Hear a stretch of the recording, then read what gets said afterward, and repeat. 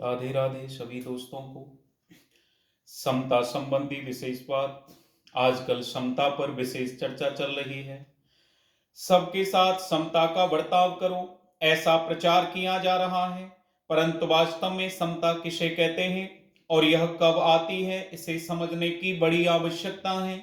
समता कोई खेल तमाशा नहीं है, प्रत्युत परमात्मा का साक्षात स्वरूप है। जिनका मन समता में स्थित हो जाता है, वे यहाँ जीते जी ही संसार पर विजय प्राप्त कर लेते हैं और परब्रह्मा परमात्मा का अनुभव कर लेते हैं। यह समता तब आती है जब दूसरों का दुख अपना दुख और दूसरों का सुख अपना सुख हो जाता है।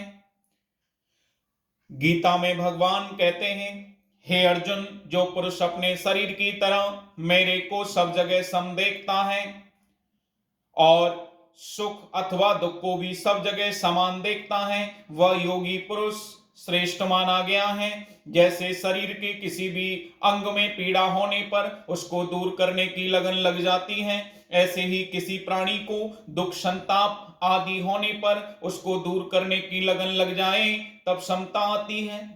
संतों के लक्षणों में भी आया है, पर दुख दुख सुख सुख देखे पर।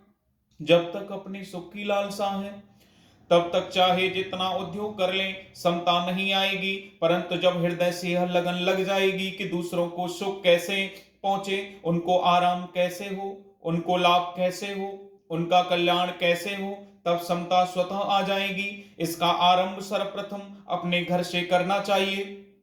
हृदय में ऐसा भाव हो कि किसी को किंचित मात्र भी दुख या कष्ट ना पहुंचे, किसी का कभी अनिष्ट ना हो। चाहे मैं कितना भी कष्ट पाऊं, पर मेरे माता पिता, स्त्री पुत्र भाई भौजाई आदि को सुख होना चाहिए। घर वालों को सुख पहुंचाने से अपने हृदय में शांति आएगी ही। जहां अपने घर का भी संबंध नहीं है, वहां सुख पहुंचाएंगे तो विशेष आनंद की लहरें आने लग जाएंगी। परंतु ममता पूर्वक सुख पहुंचाने से हमारी उन्नति नहीं होगी। जहां हमारी ममता न हो वहां सुख पहुंचाएं, अथवा हम ममता पूर्वक सुख पहुंचाते हैं वहां से अपनी ममता हटा लें, दोनों का परिणाम एक ही होगा। चित्रकूट में लक्ष्मण जी भगवान राम और सीता की सेवा करते हैं। यह बताते हुए गोस्वामी तुलसीदास जी कहते हैं, सेवई लखन सिया रघुबीर जिमे अविवेक पुरुष शरीर। अर्थात लक्ष्मण जी भगवान राम और सीता जी की वैसे ही सेवा करते हैं जैसे अज्ञानी मनुष्य अपने शरीर की सेवा करता है। अपने शरीर की सेवा करना, उसे सुख पहुंचाना समझदारी नहीं है। अपने शरीर की सेवा तो पशु भी करते हैं। जैसे बंदरी की अपने बच्चे पर इतनी ममता रहती है कि उसके मरने के बाद भी वह उसके शरीर को पकड़े हुए चलती है, छोड़ती नहीं। परंतु जब कोई वस्तु खाने के लिए मिल जाए तब वह स्वयं तो खा लेती है, पर बच्चे को नहीं खाने देती। बच्चा खाने की चेष्टा करता है तो उसे ऐसी घुड़की मारती है कि वह चींची करते भाग जाता है। अतः ममता के रहते हुए समता का आना असंभव है, जिससे हमें कुछ लेना नहीं है, जिससे हमारा कोई स्वार्थ नहीं है। ऐसे व्यक्ति के साथ भी हम प्रेम पूर्वक अच्छा से अच्छा बर्ताव करें, जिससे उसका हित हो। कोई व्यक्ति मार्ग में भटक जाए तो हमें मार्ग का पता है, तो हम यदि वह हमसे पूछता है, हम उसे बड़ी प्रसन्नता से मार्ग बताएं अथवा कुछ दूर तक उसके साथ चलें, तो हमें हृदय में प्रत्यक्ष सुख का शांति का अनुभव होगा। परंतु यदि हम जानते हुए भी उसे मार्ग नहीं बताएंगे तो हमारे हृदय में सुख नहीं होगा। यह अनुभव की बात है। कोई करके देख ले, किसी को प्यास लगी हुई है तो उसे बता दें कि भाई इधर आओ, इधर ठंडा जल है, फिर हम अपना हृदय देखें, हमारे हृदय में प्रसन्नता आएगी, सुख आएगा। यह सुख हमारा कल्याण करने वाला है। दूसरा दुख पाए पर मैं सुख ले लूं, यह सुख पतन करने वाला हो जाता है। इससे न तो व्यवहार में हमारी उन्नति होगी और न परमार्थ में हमारी उन्नति होगी। हम सत्संग का आयोजन करते हैं, उसमें आने वाले व्यक्तियों की बैठने की व्यवस्था करते हैं, तो उनसे प्रेम पूर्वक कहें कि आइए, यहाँ वहां बैठिए, उन्हें वहां बैठाइए जहां से ठीक तरह से सुन सकें, वे आराम से कैसे बैठ सकें, ठीक तरह से कैसे सुन सकें, ऐसा भाव रखकर उनसे बर्ताव करें। ऐसा करने से हमारे हृदय में प्रत्यक्ष शांति आएगी। पर वहीं हुक्म चलाएं कि क्या करते हो, इधर बैठो, इधर नहीं, तो बात वही होने पर भी हृदय में शांति नहीं आएगी। भीतर में जो अभिमान है वह दूसरों को चुभेगा, बुरा लगेगा। ऐसा बर्ताव करें, और चाहे कि समता आ जाए तो वह कभी आएगी नहीं। सबके हित में जिसकी प्रीति हो गई है उन्हें भगवान प्राप्त हो जाते हैं। ते प्राप्तवंतम आवेनम शरभूत हिते रता। कारण कि भगवान प्राणी मात्र के परम सुहृद हैं। वे प्राणी मात्र का पालन पोषण करने वाले हैं। आस्तिक से आस्तिक हो अथवा नास्तिक से नास्तिक, दोनों के लिए भगवान का विधान बराबर है। एक व्यक्ति बड़ा आस्तिक है, भगवान को बहुत मानता है और उन्हें पाने के लिए साधन भजन करता है, और एक व्यक्ति ऐसा नास्तिक है कि संसार से भगवान का खाता उठा देना चाहता है। भगवान को मानने से और भगवान के कारण ही दुनिया दुख पा रही है। भगवान नाम की कोई चीज है ही नहीं, ऐसा उसके हृदय में भाव है और ऐसा ही प्रचार करता है। ऐसे नास्तिक से नास्तिक व्यक्ति की भी प्यास जल मिटाता है, और यही जल आस्तिक से आस्तिक व्यक्ति की भी प्यास मिटाता है। जल में यह भेद नहीं है कि वह आस्तिक की प्यास ठीक तरह से शांत करें और नास्तिक की प्यास शांत ना करें। बस समान रीति से सबकी प्यास मिटाता है। ऐसे ही सूर्य समान रीति से सबको प्रकाश देता है, हवा समान रीति से सबको श्वास देती है, पृथ्वी समान रीति से सबको रहने का स्थान देती है। इस प्रकार भगवान की रची हुई प्रत्येक वस्तु सबको समान रीति से मिलती है। समता का अर्थ यह नहीं है कि समान रीति से सबके साथ रोटी बेटी भोजन और विवाह का बर्ताव करें। व्यवहार में समता तो महान पतन करने वाली चीज है। समान बर्ताव यमराज का मौत का नाम है, क्योंकि उसके बर्ताव में विषमता नहीं होती। चाहे महात्मा हो, चाहे ग्रस्त हो, चाहे साधु हो, चाहे पशु हो, चाहे देवता हो, मौत सबकी बराबर होती है।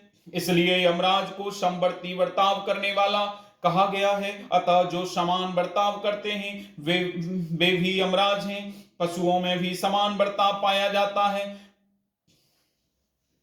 कुत्ता ब्राह्मण की रसोई में जाता है तो पैर धोकर नहीं जाता। ब्राह्मण की रसोई हो अथवा हरिजन की भा तो जैसा है वैसा ही चला जाता है, क्योंकि वह उसकी समता है। पर मनुष्य के लिए यह समता नहीं है, प्रत्युत महान पछता है। समता तो यह है कि दूसरे का दुख कैसे मिटे, दूसरे को सुख कैसे हो, आराम कैसे हो, ऐसी समता रखते हुए बर्ताव में पवित्रता निर्मलता रखनी चाहिए। बर्ताव में पवित्रता रखने से अंतःकरण पवित्र निर्मल हो जाता है, परंतु बर्ताव में अपवित्रता रखने से, खान पान आदि एक करने से अंतःकरण में अपवित्रता आती है, जिससे अशांति बढ़ती है। केवल बाहर का बर्ताव समान रखना शास्त्र और समाज की मर्यादा के विरुद्ध है। इससे समाज में संघर्ष पैदा होता है।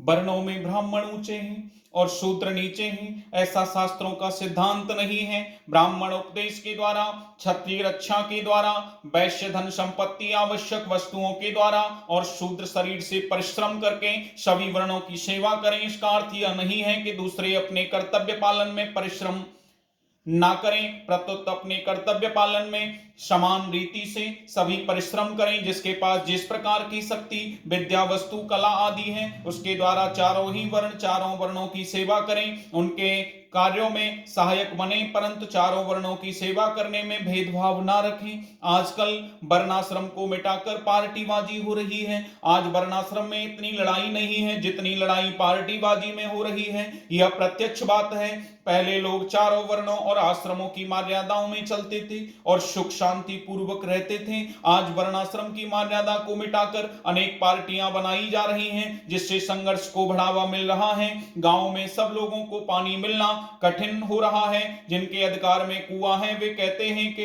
तुमने उस पार्टी को वोट दिया है इसलिए तुम यहां से पानी नहीं भर सकते। माँ बाप और बेटा तीनों अलग अलग पार्टियों को वोट देते हैं और घर में लड़ते हैं। भीतर में बैर बांध लिया है कि तुम उस पार्टी के, हम इस पार्टी के, कितना महान अनर्थ हो रहा है। यदि समता लानी हो तो दूसरा व्यक्ति किसी भी वर्ण, आश्रम, धर्म, संप्रदाय, मत आदि का क्यों न हो, उसे सुख देना है, उसका दुख दूर करना है, उसका वास्तविक हित करना है। उनमें यह भेद हो सकता है कि आप राम राम कहते हैं, हम कृष्ण कृष्ण कहते हैं, आप वैष्णव हैं, हम शैव हैं, आप मुसलमान हैं, हम हिंदू हैं इत्यादि, परंतु इससे कोई बाधा नहीं आती। बाधा तब आती है जब यह भाव रहता है कि वे हमारी पार्टी के नहीं हैं, इसलिए उनको चाहे दुख होता रहे पर हमें और हमारी पार्टी वालों को सुख हो जाए। यह भाव महान पतन करने वाला है। इसलिए कभी किसी वर्ण आदि के मनुष्यों को कष्ट हो तो उनके हित की चिंता समान रीति से होनी चाहिए, और उन्हें सुख हो तो उससे प्रसन्नता समान रीति से होनी चाहिए। जैसे ब्राह्मणों और हरिजनों में संघर्ष हुआ,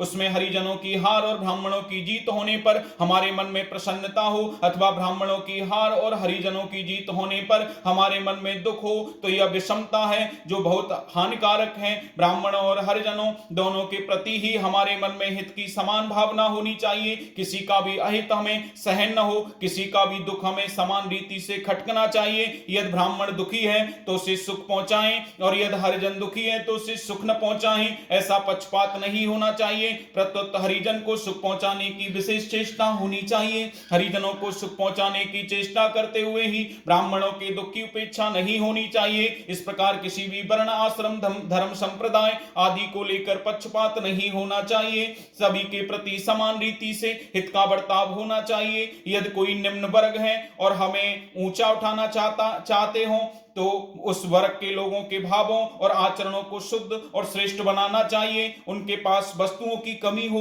तो उसकी पूर्ति करनी चाहिए, उनकी सहायता करनी चाहिए, परंतु उसे उकसाकर उनके हृदयों में दूसरे वर्ग के प्रति ईर्ष्या और देश के भाव भर देना अत्यंत ही अहितकर, घातक है तथा लोक परलोक में पतन करने वाला है। कारण कि ईर्ष्या, द्वेष, अभिमान आदि मनुष्य का महान पतन करने वाले होते हैं। यदि ऐसे भाव ब्राह्मणों में हैं तो उनका ही पतन होगा, हरिजनों में है तो उनका भी पतन होगा। उत्थान तो सद्भावों, सद्गुणों, सदाचारों से ही होता है। भोजन, वस्त्र, मकान आदि निर्वाह की वस्तुओं की जिनके पास कमी है उन्हें ये वस्तुएं विशेषता से देनी चाहिए, चाहे वह किसी भी वर्ण, आश्रम, धर्म, संप्रदाय आदि के क्यों न हो। सबका जीवन यापन सुखपूर्वक होना चाहिए, सभी सुखी हो, सभी निरोग हो, सभी का हित हो, कभी किसी को किंचित मात्र भी दुख न हो, ऐसा भाव रखते हुए यथा योग्य बर्ताव करना ही समता है, जो संपूर्ण मनुष्यों के लिए हितकर है।